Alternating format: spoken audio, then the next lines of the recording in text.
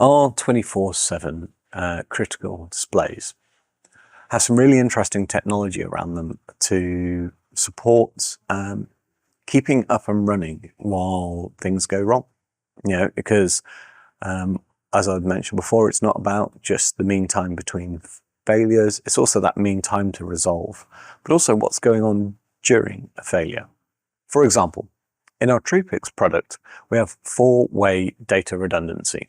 What that means is every tile can send its signal that it receives for the video up, down, left or right. And it can do this at any point.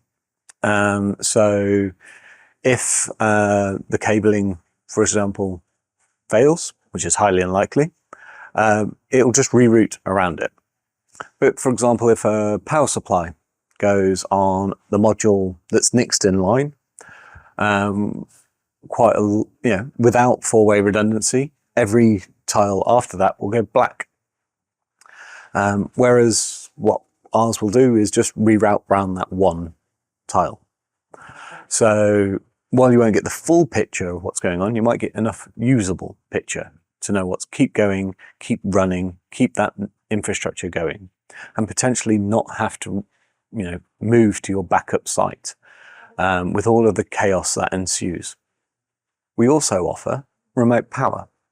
So rather than putting the power supplies behind the wall where they're difficult to service, or require electricians to run extra power cables to that point, what we can do is put the power supplies in a rack and run low voltage cabling between that rack and the screen. Now, not only are we separating those power supplies to a more serviceable location, but the actual remote power supply units have individual power supplies inside them, and we run N+1 inside that.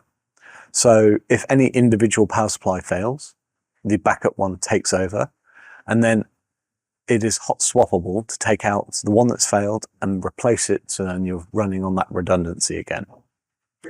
And we offer this for our Unity and our TruePix products, and this can really make a difference in 24/7 and critical national infrastructure deployments.